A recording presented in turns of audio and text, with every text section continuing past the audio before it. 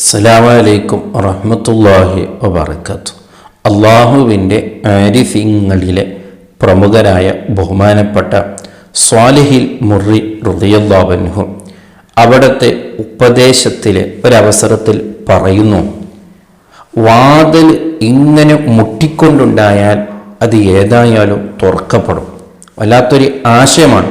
ബഹുമാനപ്പെട്ടവർ ഒരു കാര്യത്തിനെ സൂചിപ്പിച്ചുകൊണ്ട് ബഹുമാനപ്പെട്ടവർ പറയാണ്, വാതിൽ ഇങ്ങനെ മുട്ടിയാൽ അത് ഏതായാലും ഏതെങ്കിലും ഒരു അവസരത്തിൽ തുറക്കപ്പെടും എന്ന് പറഞ്ഞു. എന്നാണ് ഇതിൻ്റെ ഉദ്ദേശം. അതായത് അല്ലാഹുവിൻ്റെ ആ വാതിൽ, അള്ളാഹുവിലേക്കുള്ള ആ മാർഗത്തിലേക്ക് നാം ഇങ്ങനെ അള്ളാഹുമായിട്ട് ഇങ്ങനെ ബന്ധപ്പെടുമ്പോൾ അള്ളാഹുവിൻ്റെ ഭാഗത്തു നിന്ന് നമുക്ക് റഹ്മത്തുകൾ ചൊരിച്ചു കിട്ടും.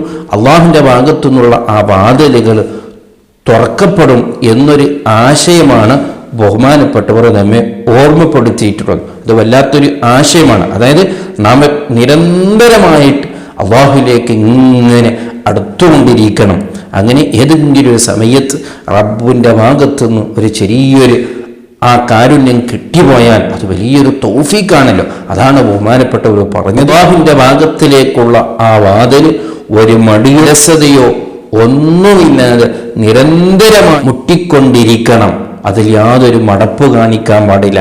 അങ്ങനെയായാൽ ഏതെങ്കിലും ഒരു അവസരത്തിൽ അല്ലാഹു നമ്മെ സ്വീകരിക്കുമെന്ന് ഈ ഉപദേശത്തിന് കേട്ടുകൊണ്ട് ആ കാലത്ത് തന്നെ അല്ലാഹുവിൻ്റെ ആരിഫീങ്ങളിൽ പ്രമുഖരായ മഹ്ദിയായ റാബിയത്തുൽ അദവിയ റളിയല്ലാഹു അൻഹു ഈ ഉപദേശത്തിന് വിശദീകരിച്ചുകൊണ്ട് റാബിയത്തുൽ അദവിയ റളിയല്ലാഹു അൻഹു സ്വാലിഹിൽ മുറി റളിയല്ലാഹു അൻഹുവിനോട് ചോദിക്കുന്നത്, നിങ്ങൾ പറഞ്ഞത് അത്ര ശരിയായില്ല.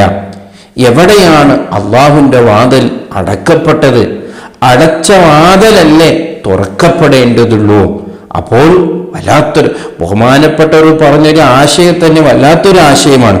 പക്ഷേ റാബിയത്തുൽ അദവിയ റളിയല്ലാഹു അൻഹുവിൻ്റെ ആശയം ഒന്നും കൂടി അപ്പുറമാണ്. ആ മഹ്ദി പറയുന്നത് എന്താണ്?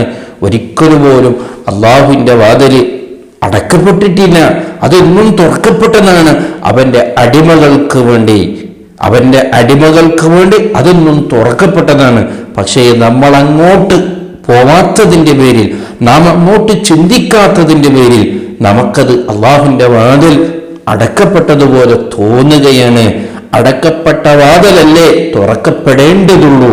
ഒരിക്കലും പോലും അള്ളാഹുവിൻ്റെ ഭാഗത്തുനിന്നുള്ള വാതിൽ അടക്കപ്പെട്ടിട്ടില്ല. അതൊന്നും അവൻ്റെ അടിമകൾക്ക് വേണ്ടി തുറക്കപ്പെട്ടതാണെന്നുള്ള വല്ലാത്തൊരു ആശയം റാബിയത്തുൽ അദവിയ റളിയല്ലാഹു അൻഹ അവിടെ നിന്ന് നമ്മെ ഓർമ്മപ്പെടുത്തുകയാണ്.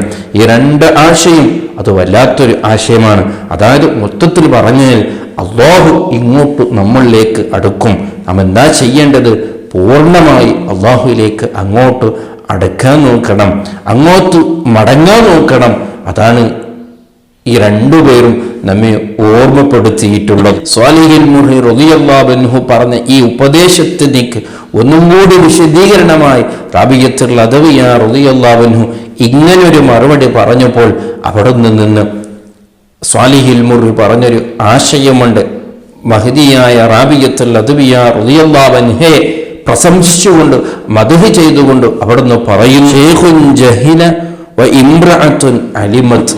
ഞാനൊരു ജാഹിലായ വയസ്സനാണ്. അതേ സമയത്ത് റാബിയത്തുൽ അദവിയ നല്ല വിവരമുള്ള, അല്ലാഹുവിനെ കുറിച്ച് നല്ല വിവരമുള്ള ഒരു വനിതയാണെന്ന് റാബിയത്തുൽ അദവിയ റളിയല്ലാഹു അൻഹയെ കുറിച്ച് അവിടുന്ന് സ്വാലിഹിൽ മുറി റളിയല്ലാഹു അൻഹു പ്രശംസിച്ചുകൊണ്ട് അവിടുന്ന് പറയണം.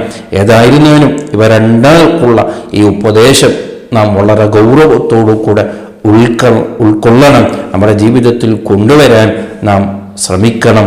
അതേ അവരനുഭവിച്ചതിന് ഒരു ചെറിയൊരു അംശമെങ്കിലും അല്ലാഹു സുബ്ഹാനഹു വ തആല അല്ലാഹുമായിട്ടുള്ള ആ ബന്ധം, അതിൻ്റെ ആ ലസ്സത്ത് അനുഭവിക്കാൻ അല്ലാഹു തൗഫീഖ് നൽകുമാറാവട്ടെ.